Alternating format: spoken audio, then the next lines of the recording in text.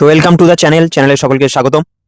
তো caste certificate ভেরিফিকেশনে যে SC ST OBC সার্টিফিকেটের যে নতুন আবেদন ভেরিফিকেশন এবং ডিজিটালাইজেশন চলছে, তো এই প্রক্রিয়ায় যে কিছু সমস্যা দেখা দিচ্ছে তোমাদের বা প্রশ্ন উত্তর যেগুলো আমি পাচ্ছি কমেন্ট সেকশনে, তো সেইগুলোরই উত্তর দেওয়ার চেষ্টা করব এই ভিডিওতে। তো সম্পূর্ণ ভিডিওটি দেখো। তো এখানে দেখো, ভেরিফিকেশনের মূল ভিত্তি তিনটি শর্ত। অফিসাররা মূলত তিনটি বিষয়ের প্রমাণ খোঁজেন। এই তিনটি প্রমাণ প্রস্তুত থাকলে ভেরিফিকেশন 100% সফল হবে। তো কি কি তিনটি ভিত্তি দেখো। তো প্রথমে আছে রক্তের সম্পর্ক, ব্লাড রিলেশন। কিভাবে প্রমাণ করবেন? তো নিখুঁত বংশতালিকা, ফ্যামিলি ট্রি এবং পরিবারের পুরনো সার্টিফিকেট যদি থাকে, তো এখানে কিন্তু কোনো সমস্যা হবে না। নেক্সট, স্থায়ী বসবাস। কিভাবে প্রমাণ করবে? দেখো, 1950 বা 1974 সালের জমির দলিল থাকলে তো খুবই ভালো। নেক্সট, পুরনো ভোটার কার্ড অথবা, এবং যদি কিছু না থাকে তাহলে স্থানীয় তদন্ত হবে উপর থেকে। নেক্সট, সঠিক পরিচয়। থার্ড স্তম্ভ হচ্ছে পরিচয়। কিভাবে প্রমাণ করবেন? তো আধার কার্ড, ভোটার কার্ড এবং অন্যান্য নথি নামের বানানের হুবহু যেন সবগুলোতে মিল থাকে, একই যেন থাকে। তো এই তিনটি স্তম্ভ যদি ক্লিয়ার থাকে, তো এখানে ভেরিফিকেশনে কোনো সমস্যা হবে না। ঠিক আছে। তো নেক্সট দেখো, পুরনো সার্টিফিকেট ডিজিটালাইজেশন কেন জরুরি? এটা প্রথমে বুঝতে হবে। অনেকেই ভাবছে করব না বা পরে করব। তো এখানে দেখো, পুরনো সার্টিফিকেট যাদের আছে, তো এটা মেয়াদ উত্তীর্ণ হয় না এখানে কোনো, কিন্তু ডিজিটাল নাম্বার ছাড়া বর্তমান সরকারি চাকরি বা সুবিধা পাওয়া যায় না এখানে। তো ডিজিটালে রূপান্তর করতে হবে। তো বর্তমান সরকারি নিয়োগে ডিজিটাল নাম্বার বা কিউআর কোড বাধ্যতামূলক কিন্তু এটা। তো আগামীতে যেসব নিয়োগ প্রক্রিয়া হবে সেখানে সব ডিজিটাল নাম্বার এবং কিউআর কোড কাস্ট সার্টিফিকেটের কিন্তু বাধ্যতামূলক বলে দিয়েছে। নেক্সট, তাহলে করণীয় কি? পুরনো সার্টিফিকেটের নাম্বার দিয়েই অনলাইনে ডিজিটালাইজেশনের জন্য এখনই আবেদন করতে হবে। তো এবার যারা আবেদন করেছে তাদের পোর্টাল স্ট্যাটাস ও করণীয় কি? দেখো, অনলাইনে যাদের দেখাচ্ছে যে পেন্ডিং অ্যাট ভিডিও, এর মানে হচ্ছে ফাইলটি অনুমোদনের জন্য অপেক্ষায় আছে। তো আপনার এখানে করণীয় কি? অ্যাকনলেজমেন্ট স্লিপ নিয়ে সরাসরি বিডিও অফিসে যোগাযোগ করা। নেক্সট, অনলাইনে দেখাচ্ছে যে নো রেকর্ড ফাউন্ড, তো এর মানে হচ্ছে পুরনো ডেটা সার্ভারে এন্ট্রি করা হয়নি এখনো। তো এখানে করণীয় কি? মূল কপি নিয়ে এসডিও অফিসে গিয়ে ডেটা আপডেটের আবেদন করতে হবে। নেক্সট, দীর্ঘদিন যদি পেন্ডিং থাকে, এর মানে সরকারি কাজের চাপ বা নথির অসম্পূর্ণতা হতে পারে। এক তো হতে পারে যে সরকারি যেসব কর্মচারী রয়েছে তারা কাজের চাপে হয়তো এখনো ডেটাগুলো এন্ট্রি করেনি, অথবা কোনো নথির গন্ডগোল রয়েছে। তো এখানে করণীয়, নিয়মিত স্ট্যাটাস চেক করুন, অথবা যদি 15 দিনের বেশি একই দেখায়, পেন্ডিং দেখায়, তাহলে স্থানীয় অফিসে গিয়ে যোগাযোগ করতে পারেন, বিডিও অফিস বা এসডিওতে। নেক্সট, আপনার প্রোফাইল অনুযায়ী নথির প্রয়োজন।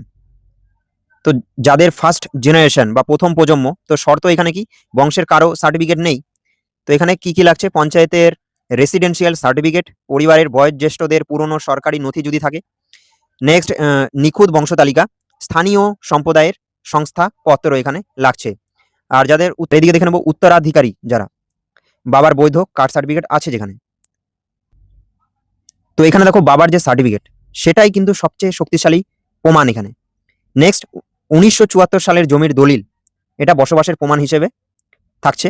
নেক্সট, সাধারণ বংশতালিকা, 1971 সালের নথি না থাকলেও কিন্তু চলবে, বংশতালিকা থাকলে হবে।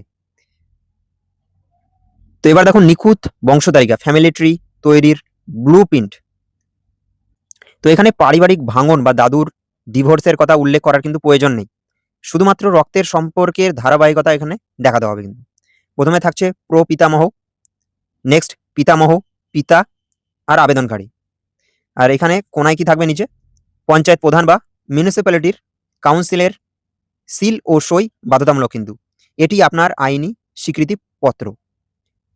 তো এখানে কিন্তু সই আর সিল কিন্তু বাধ্যতামূলক। নেক্সট, নথিপত্রের বিকল্প ও সমাধান। দেখো, স্থায়ী বাসস্থানের প্রমাণ, 1950 সালের দলিল। তো ঠাকুমার বাবার 1950 সালের দলিল একটি অত্যন্ত মূল্যবান প্রমাণ যদি থাকে, এটি বংশতালিকার সাথে যুক্ত করে দেবে।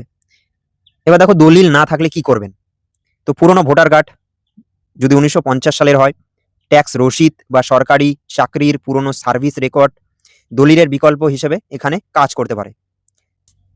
তো দলিলে সাবকাস্ট লেখা নেই, তো অনেকে রয়েছে। তো দলিলে জাতি লেখা থাকা বাধ্যতামূলক নয় এখানে।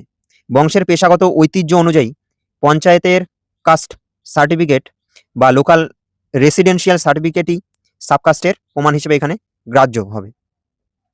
নেক্সট, ভেরিফিকেশন বাতিলের প্রধান কারণ নামের অমিল। এটা কিন্তু বড় সমস্যা। তো একজনের নাম রয়েছে সুব্রত, ঠিক আছে, SUBROTO, লাস্টে ও রয়েছে। আধার কার্ডে রয়েছে, এটা সার্টিফিকেটে রয়েছে, কাস্ট সার্টিফিকেটে রয়েছে SUBRA রয়েছে লাস্ট। তো আধার কার্ডের সাথে সার্টিফিকেটের নামের বানানে সামান্য ভুল বা অমিল থাকলে ভেরিফিকেশন আটকে যাবে।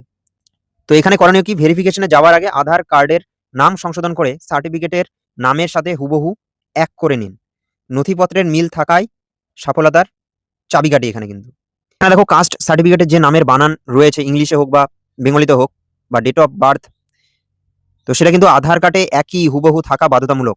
তো আধার কার্ড কিন্তু সহজেই তোমরা আধার সেন্টারে গিয়ে ঠিক করে নিতে পারবে। তো এটা কিন্তু করে নিও সকলে। নেক্সট, ঠিকানা পরিবর্তন হলে কি করবেন? তো গ্রাম বা ঠিকানা পরিবর্তন কোনো বড় সমস্যা নয় এখানে, যদি আপনার কাছে সঠিক প্রমাণ থাকে। অফিসার মূলত আপনার বংশগত পরিচয়ের উপরে গুরুত্ব দেবেন কিন্তু এখানে। তো বর্তমান ঠিকানার প্রমাণ, নতুন ভোটার বা রেশন কার্ড, সেখানে ঠিকানার বা প্রমাণ রয়েছে ঠিকানার, প্লাস পূর্ববর্তী ঠিকানার প্রমাণ, আগে যেখানে ছিলে, তো পুরনো নথি সেগুলো রয়েছে, সেগুলো দিতে পারো। তো এখানে কিন্তু ভেরিফিকেশন সফল হবে। তো নেক্সট, ভেরিফিকেশনের গোল্ডেন রুল। ভেরিফিকেশনের সময় সমস্ত পুরনো দলিল এবং সার্টিফিকেটের মূল কপি অরিজিনাল দেখানো কিন্তু বাধ্যতামূলক। অফিসাররা মূল কপির সাথে আপনার ফটোকপি যাচাই করবেন। তো অরিজিনাল ডকুমেন্টসগুলো ফাইলে গুছিয়ে নিতে হবে। শুধুমাত্র ফটোকপি আনলে কিন্তু বাতিল, জেরক্স আনলে কিন্তু এখানে বাতিল।